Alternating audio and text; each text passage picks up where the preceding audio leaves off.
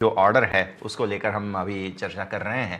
पहले तो बताइए सर, क्या डिटेल्स हैं, और ये एक अच्छी अचीवमेंट है जब हमने देखा लैटिन अमेरिका, मिडल ईस्ट, ये जो नॉर्थ अफ्रीका है वहाँ से ये टोटल सब मिला के ये जो ऑर्डर है उसके बारे में सर सबसे पहले डिटेल्स आपकी तरफ से। Good afternoon. Sure, good afternoon. ये जो हमारे कंपनी को ऑर्डर अभी मिला है वो करीब 1135 करोड़ का है, जिसमें करीब 700 करोड़ हमें पावर ग्रिड कॉरपोरेशन से आए हैं for design, testing, engineering and construction of transmission lines.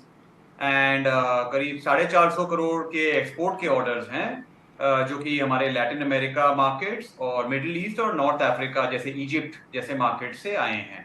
तो ये एक अच्छा मोमेंटम है जो कंपनी अभी इंजॉय कर रही है।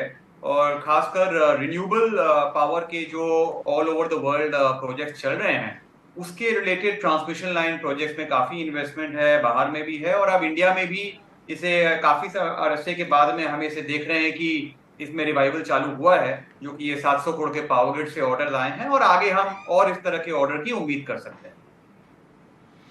डेफिनेटली सर, अब इसमें किस प्रकार के मार्जिन्स जो हैं वो देखने मिलते हैं, मैं वो थोड़ा सा समझना चाह रहा था। ये क्या कंसल्टेशन बेस्ड है या हमें पूरा सर्विस प्रोवाइड करना रहेगा इसमें? जो पावर ग्रिड कॉर्पोरेशन के ऑर्डर्स हैं वो टर्न की जी। इंजीनियरिंग और कंस्ट्रक्शन और सप्लाई के साथ में है। और जो ओके। हमारे एक्सपोर्ट के ऑर्डर्स हैं वो only manufacturing, engineering and supply के हैं। उनमें कोई कंस्ट्रक्शन नहीं है फॉरेन मार्केट्स में। एंड जहां तक और मार्जिन की इस जी। बात है, जी। आप समझिए कि करीब करीब हमारे कंपनी इंजीनियरिंग डिवीजन का मार्जिन 12 से 13% रहा है, जो हम इसमें भी इन नए ऑर्डर में भी उम्मीद कर सकते हैं।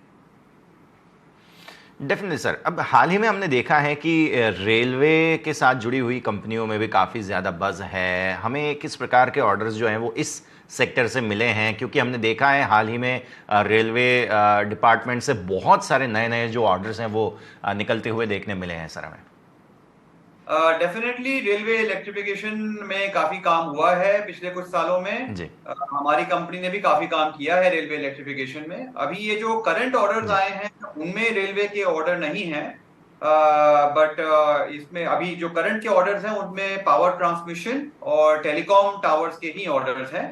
बट आगे आने वाले टाइम में रेलवे में भी अपॉर्चुनिटीज है, जो कि हम पास के काफी सालों को 3-4 सालों से देखते आ रहे हैं। ठीक है सर, तो हाल में हमारा जो टोटल ऑर्डर बुक है उसके अपडेट के बारे में बताइए, और कोई पाइपलाइन अगर आने वाले वक्त के लिए है तो उसके बारे में भी जानकारी दीजिए सर। Yes, definitely. तो हमारे अभी इन करंट ऑर्डर्स को लेके हमारा टोटल ऑर्डर बुक करीब करीब 5,000 करोड़ के प्लस हो गया है। क्योंकि पिछले साल भी हमारा बहुत अच्छा गया ऑर्डर इनफ्लो को लेके, हमने काफी अच्छे ऑर्डर्स इनफ्लो देखे कंपनी में। ये देख के अभी जो हमारा टोटल ऑर्डर 5,000 करोड़ के प्लस है, उसमें आप करीब मानिए कि 70% is domestic orders and 30% is export orders. और जो आगे पाइपलाइन की बात आपने पूछी, तो समझिए कंपनी का बिडिंग पाइपलाइन करीब 10 से 11,000 करोड़ का है, जो कि डोमेस्टिक और एक्सपोर्ट मार्केट्स में हम अभी करंटली बिड कर रहे हैं। ठीक है सर, अब ये जो टेलीकॉम टावर वगैरह हैं उसमें अभी 5G के आने के बाद की स्थिति क्या है, कितने नए ऑर्डर्स यहाँ पर इस सेक्टर में देखने मिल रहे हैं, उसके बारे में थोड़ा समझाइए सर। श्योर। तो अभी करंटली बीएसएनएल के हमारे काफी ऑर्डर्स आए लास्ट ईयर। जी। उसमें बीएसएनएल का एक प्रोजेक्ट चल रहा है, 4G सैचुरेशन प्रोजेक्ट, जो कि रूरल एरियाज में गवर्नमेंट ऑफ इंडिया ने बीएसएनएल को कहा है जो जितने अनकनेक्टेड एरियाज हैं उन्हें कनेक्ट करने के लिए। तो उस प्रोजेक्ट के अंडर में हमें ऑर्डर आए करीब 2,500 करोड़ के।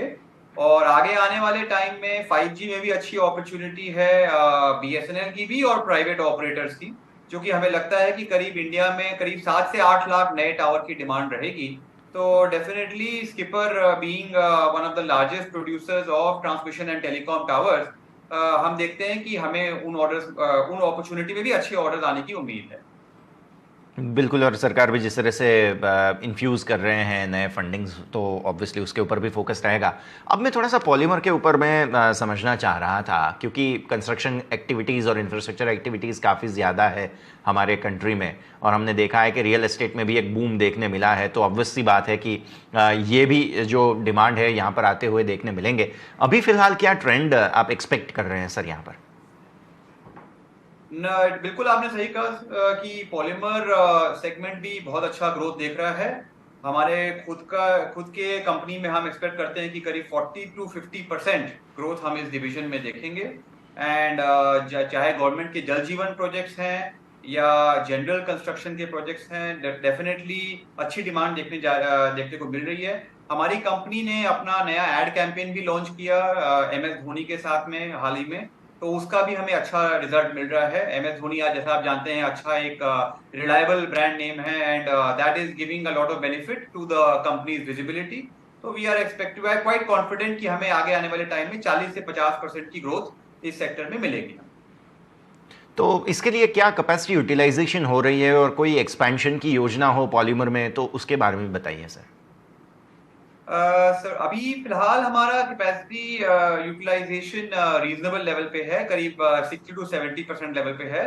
तो हमारा ओके, इमीडिएट प्लान नहीं है। हमारे छोटे मोटे कैपेक्स होते रहते हैं, कोई बड़ा कैपेक्स का अभी प्लान नहीं है। But I think by the end of this year हम लोग डेफिनेटली अगले साल के लिए नए कैपेसिटी एक्सपेंशन की प्लान करेंगे। डेफिनेटली।